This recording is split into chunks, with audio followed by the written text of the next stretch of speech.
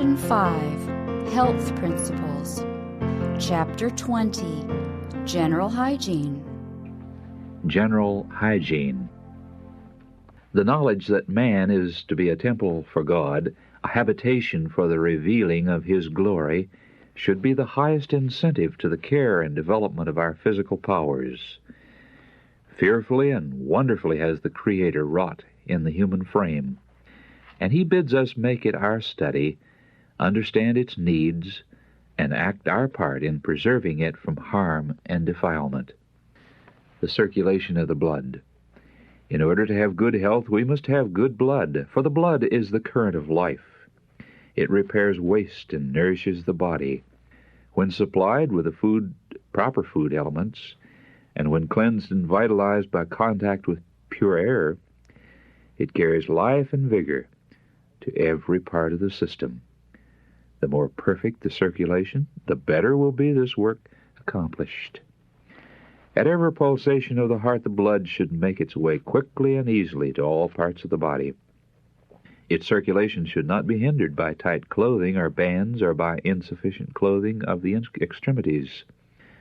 Whatever hinders the circulation forces the blood back to the vital organs, producing congestion. Headache, cough, palpitation of the heart, or indigestion is often the result. Respiration. In order to have good blood, we must breathe well. Full, deep inspirations of pure air, which fill the lungs with oxygen, purify the blood. They impart to it a bright color and send it a life-giving current to every part of the body. A good respiration soothes the nerves. It stimulates the appetite and renders digestion more perfect, and it induces sound, refreshing sleep. The lungs should be allowed the greatest freedom possible. Their capacity is developed by free action. It diminishes if they are cramped and compressed. Hence the ill effects of the practice so common, especially in sedentary pursuits of stooping at one's work. In this position, it is impossible to breathe deeply. Superficial breathing soon becomes a habit, and the lungs lose their power to expand. A similar effect is produced by tight lacing. Sufficient room is not given to the lower part of the chest. The abdominal muscles, which were designed to aid in breathing, do not have full play, and the lungs are restricted in their actions. Thus, an insufficient supply of oxygen is received. The blood moves sluggishly. The waste, poisonous matter, which should be thrown off in the exhalations from the lungs, is retained, and the blood becomes impure. Not only the lungs, but the stomach, liver, and brain are affected. The skin becomes sallow. Digestion is retarded. The heart is depressed. The brain is clouded. The thoughts are confused. Gloom settles upon the spirits. The whole system becomes depressed and inactive, and peculiarly susceptible to disease. The lungs are constantly throwing off impurities, and they need to be constantly supplied with fresh air. Impure air does not afford the necessary supply of oxygen, and the blood passes to the brain and other organs without being vitalized, and hence the necessity of thorough ventilation. To live in close, ill-ventilated rooms where the air is dead and vitiated weakens the entire system. It becomes peculiarly sensitive to the influence of cold, and a slight exposure induces disease. It is close confinement indoors that makes many women pale and feeble. They breathe the same air over and over until it becomes laden with poisonous matter thrown off through the lungs and pores, and impurities are thus conveyed back to the blood. Ventilation and sunlight. In the construction of buildings, whether for public purposes or as dwellings, care should be taken to provide for good ventilation and plenty of sunlight. Churches and schoolrooms are often faulty in this respect.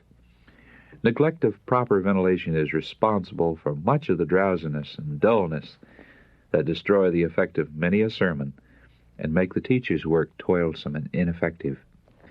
So far as possible, all buildings intended for human habitation should be placed on high, well-drained ground. This will ensure a dry site and prevent the danger of disease from dampness and miasma. This matter is often too lightly regarded. Continuous ill health, serious diseases, and many deaths result from dampness and malaria of low-lying, ill-drained situations. In the building of houses, it is especially important to secure thorough ventilation and plenty of sunlight. Let there be a current of air and an abundance of light in every room in the house. Sleeping rooms should be so arranged as to have a free circulation of air day and night. No room is fit to be occupied as a sleeping room unless it can be thrown open daily to the air and sunshine.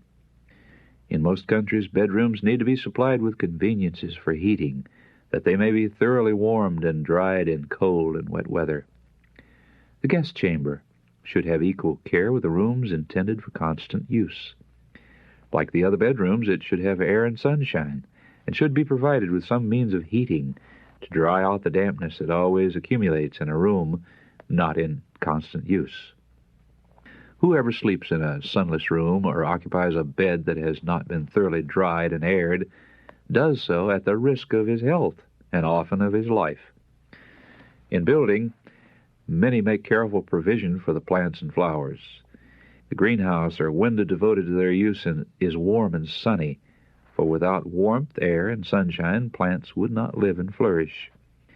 If these conditions are necessary to the life of plants, how much more necessary are they for our own health and that of our family and our guests?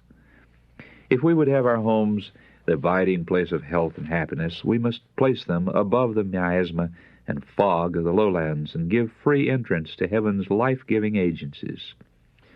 Dispense with heavy curtains. Open the windows and blinds. Allow no vines, however beautiful, to shade the windows. And permit no trees to stand so near the house as to shut out the sunshine. The sunlight may fade the draperies and the carpets and tarnish the picture frames, but it will bring a healthy glow to the cheeks of the children. Those who have the aged to provide for should remember that these especially need warm, comfortable rooms.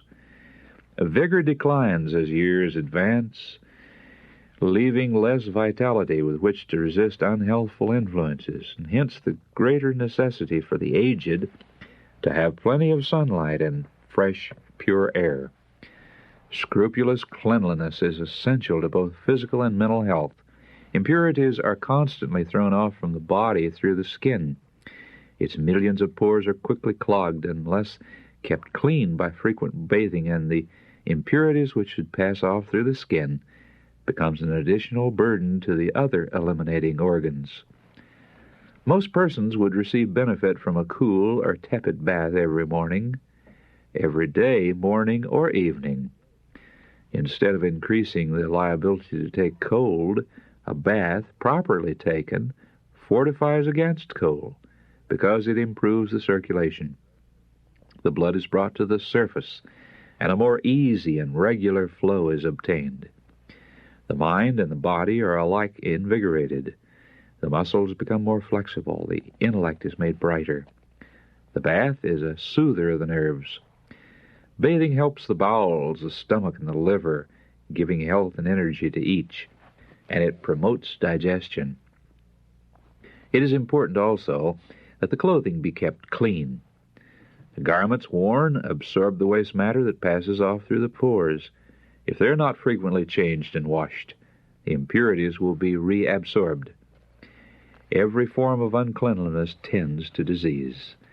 Death-producing germs abound in dark, neglected corners, in decaying refuse, in dampness and mold and dust. No waste vegetables or heaps of fallen leaves should be allowed to remain near the house to decay and poison the air.